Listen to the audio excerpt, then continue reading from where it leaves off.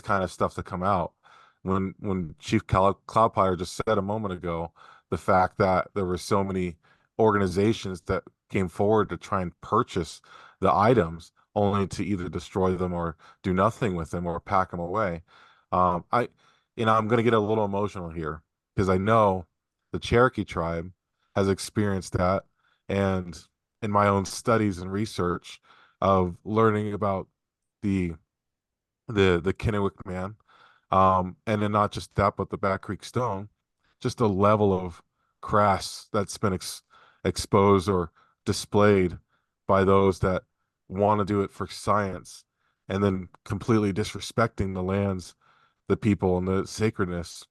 Um, to some extent, I am very without allowing that spirit to persuade me, I can find myself being enraged or very upset.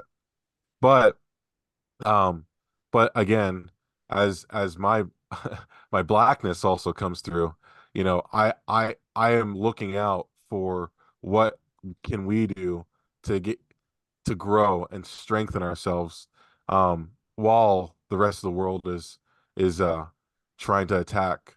I want to make sure that that we get an advantage or to grow, not for the word gain. The word gain came to mind, but it's not for gain of the world or gain, in the maybe there's a scriptural sense of gain.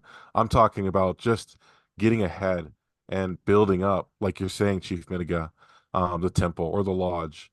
Um, I do want to ask a question. I have a set of questions too, and I'm really eager to hear what both of you have to say on this, Mitiga and Cloudpiler. And again, I honor both of you. I look at you as my brothers that I would like to have an opportunity to build that family relationship with. Um, I'm very curious about the records and the similarity from what you're reading, Mitiga, and what you have, and what I've read out of what Cloudpiler's translated. I'm very eager to know what kind of things, how much of a similarity, as far as people, locations. I think I already know from our last interview, Mitiga, that practices are very similar out of this work. But in anything that you'd like to share, either of you, I'd like to hear from Like, both of you. I can only speak what I know, and so I can speak the truth for what I know, which is that not to get into little small details of everything, but that you're a spirit in a body, and that you're here to live a good life in a family, to be able to return in the eighth direction on the other side of this flaming sword that's called a rainbow. Which, and if you don't believe it, go study science and what the sun's photons do, right? Mm, That's the first thing. Second thing is that for some reason, there's a separation and division that happens, and then people move, they walk. And so the reason that the narrative of the Book of Mormon fits with us is because it fits the seven families that exist in North America and their migrations and the things that we do within our communities traditionally. So I don't know much about the records they have, other than I started to read the first, because I'm going to empty my glass. It's a responsibility as a midu. When you go into the lodge, you bring a cup. It was a copper cup, and you had to symbolically receive water and empty it, and to receive what another has. It's not your place to cast a judgment. It's not your place to find a reason why. It's your place to see, does this fruit grow a tree? And if it does, and it adds upon, then it's of value. And if it yeah, doesn't, then it doesn't.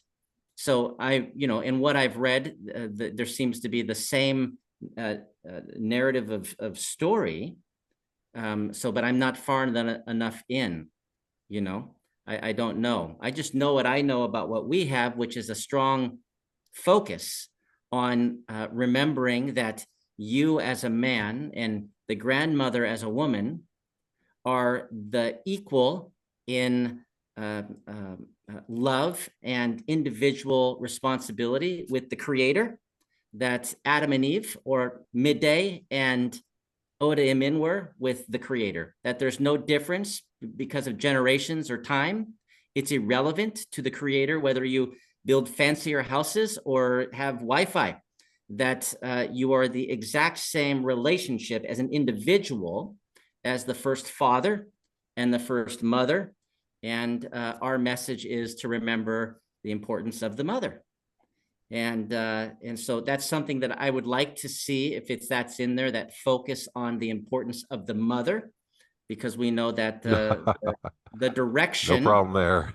the direction is driven by all that you've gained from the mother. And so, even kindness, and this is forgotten, as there tends to be a big focus on patriarchy.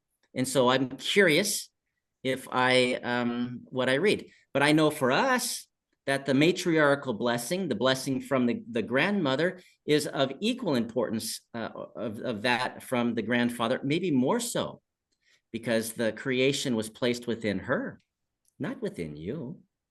And so you have a responsibility to execute, like in the Marine Corps, you had non-commissioned officers and you had junior Marines. One sets the direction and one executes unquestionably, right? We execute, but we don't really care a lot about the mother. And that's the thing that has to change. They're kind of like, and trust me, I've sat in enough homes as a ward mission leader, and I was, that refused to wear a tie. Let me tell you something. And that I know that there are a lot who say, well, I have the priesthood, that's why we have to do it. Right? Well, call the mother and tell them, the second you hear a guy, call the mom on the phone. He just said this, right?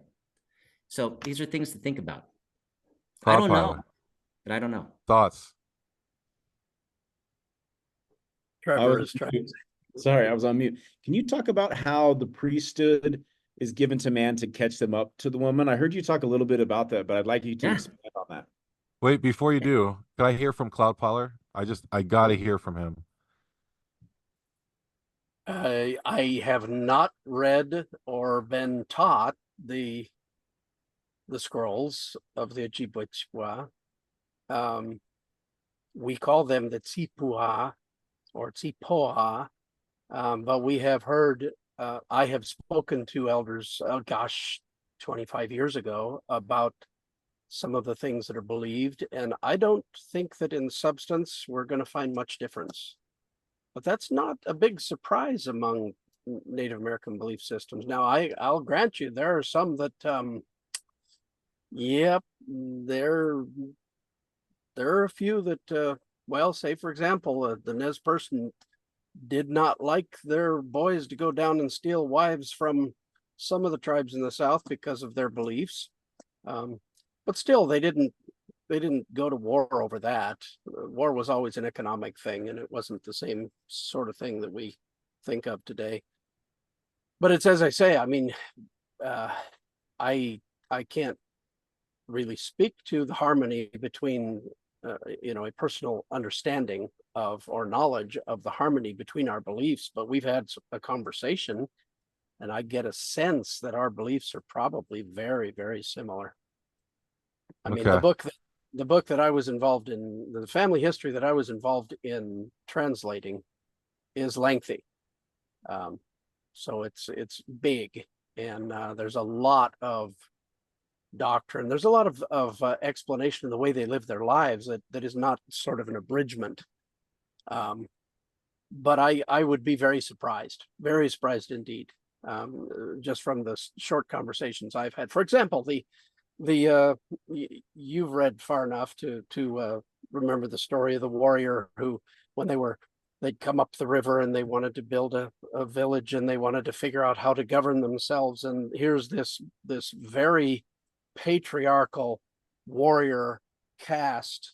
I mean, he had a long life history of being a great warrior and probably killing a lot of people in battle.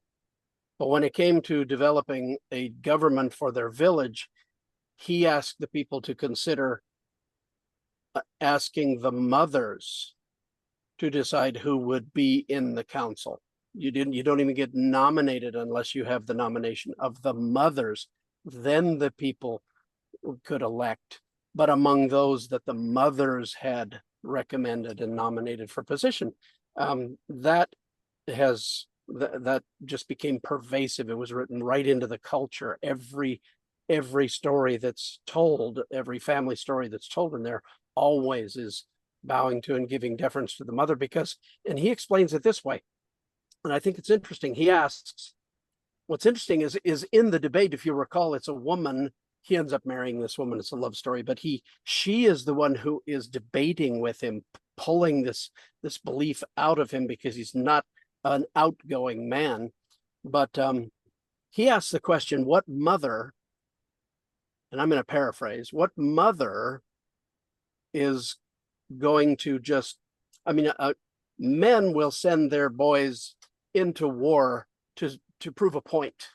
But what mother is going to even acknowledge the necessity of war? Yeah. I mean, they're going to look at war and know that it is right and there's a reason for it before sending their children into that.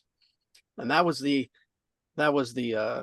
rationale that he gave, and that rationale carries throughout the entire culture. And I doubt very seriously that we're going to find in any of the North American peoples and many of the Central American peoples, and I don't know much about the South American peoples, but I doubt we're going to find much difference there. The concentration on the importance of the people that bring us and give us life is very, very important. In fact, among our people, among my ancestors, the men didn't even go into the sweat lodge except to try to discover for themselves a tiny little piece of what it must be like to do for humanity what the women in our lives do, to gain even a tiny sliver of the ability to make a personal living sacrifice for the sake of all living was something they aspired to, and it is the only reason they went into the sweat lodge at all among my ancestors.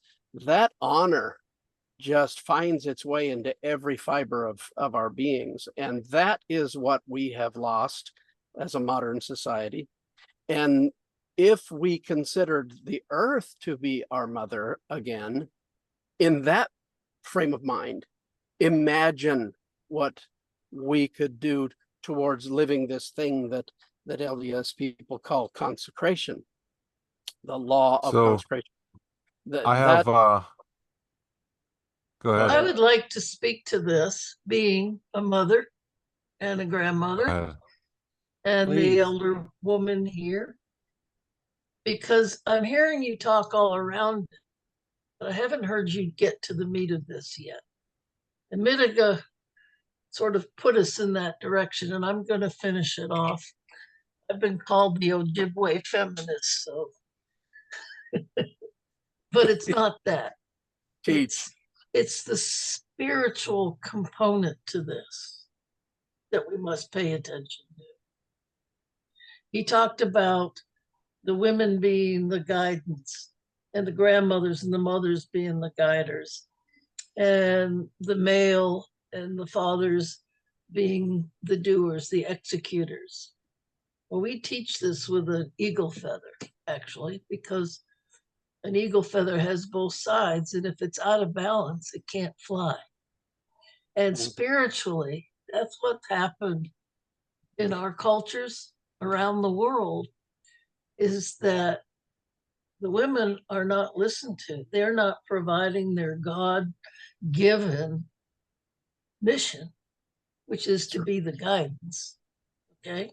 We've given in to the patriarchy. Okay? And the men have not lifted us up. I've been sitting here for this whole podcast. No one has addressed me. Why is that? Okay, why is that? Our apologies. Teach us, because we are so stuck in this patriarchal society that we need to be taught. Yes, and that's part of our mission, or what we have been told to do, given the authority to do, is to speak up about this, because it's easy to talk around it. but to actually come to terms with it, what it means spiritually and culturally, to continue to ignore this at our own peril. The world is out of balance, and a feather out of balance can't fly. The eagle can't fly. And you look around the world, and who are all the ones creating the chaos? The men. Amen.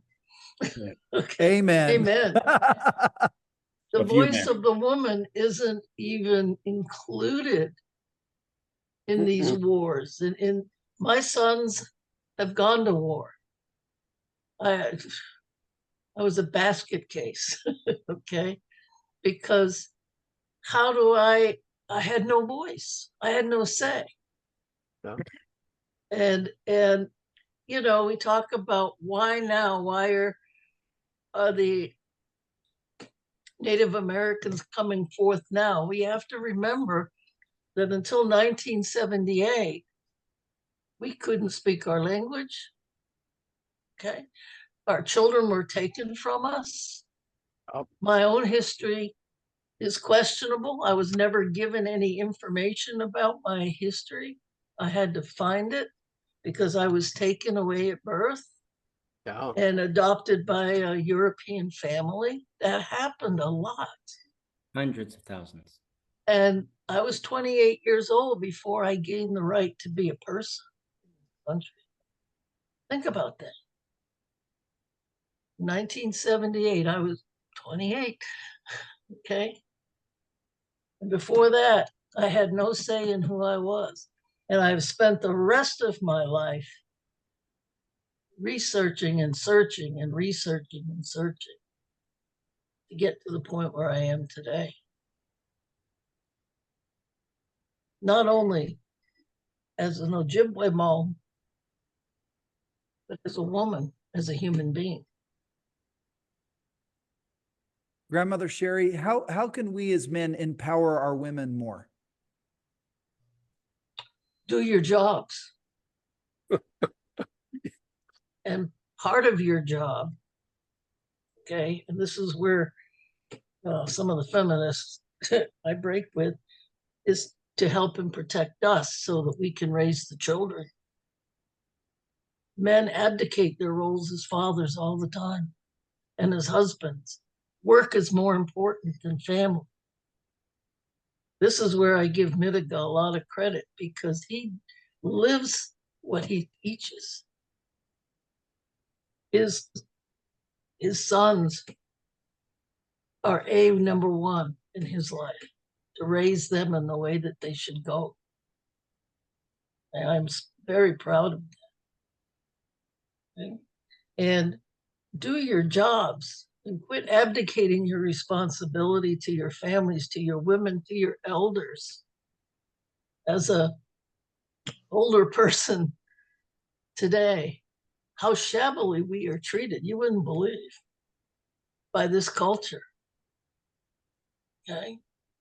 It reminds me of the way people were treated when they were put on reservations and promised cattle and food, and all they got was rancid grain and fat. We made fry bread out of it, okay? We're resilient, but we don't take care of the people that need taking care of, the ones that have given us birth, the ones that have raised the children, the ones that will sustain all of these cultures that you're talking about and teaching. Oh, do your jobs. Thank you, Grandmother Sherry. Hey, for all you men out there, do As your 39 jobs. years old, someone said in our communities, because guys have an ability where we think just because we have a voice, we should just share our voice, right? I was 39 years old, and it was my grandmother who told me that I had the authority to speak. It's the grandmothers who know her children and grandchildren that recommends them to the elders who prior grandmothers have authorized to speak and act for the community based off of what they see in their hearts, that's called an initiation, to be a protector. In Ogima, an example, to be the last to eat and the first to hunt, right? And so this is something that is forgotten, especially in modern. And again, hey, you want to be a part of Rome or Babylon, then do that. But if you want to be a part of creation, then you got to put your glasses on and see clearly, okay? And I'd wear them, but I don't want you to see the reflection, okay? I'm blind as a bat. And maybe that's the better thing. But, you know, to remember that in each of you right now, when I say you are on a Shinabeg, you are equally in my tribe. What enables you to be that? Your mother formed you in her womb from the plants and animals she consumed, that were nurtured from this earth, within which your ancestors, grandmothers, and grandfathers lie. You are their walking prayers made flesh. You are the earth. The purification lodge he talked about. You go in reverse, you return to the womb. You return to remembrance of your sacred responsibility. You said, what is the priesthood? Someone told me one time, it's the authority to speak and what is the priesthood? What is it? It's the platform to stand on, the conduct to execute the will of the mother for the family and community. It's not that I now have the authority to do whatever I want to do, and I'm going to get my magnifying glass and I'm going to burn ants on the sidewalk. We give life. We don't take life away. We have a responsibility with the priesthood, and we have a priesthood in the mid-dew, patterned after the first father. That's to do everything, thinking for what will this be 7 generations from now? The grandchildren of the mothers today. And if it harms them, we cannot do it. And if we do something that harms them, the grandmothers remove you.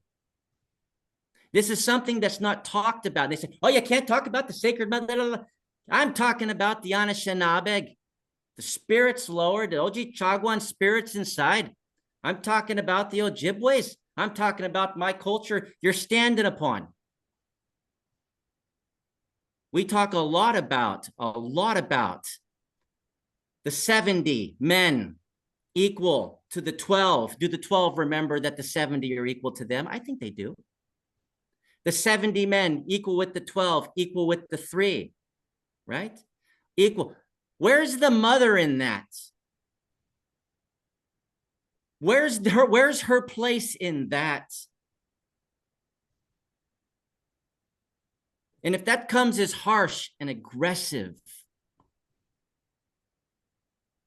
wouldn't any one of you wish you had 1 more minute with your mother or grandmother? If someone told me I'd see my grandmother 4 more times, I would have saw her 100 more times, maybe 1,000.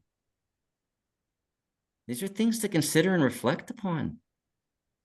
And they're forgotten because of something that's called authority. Where did your authority come from? Where's your breath come from?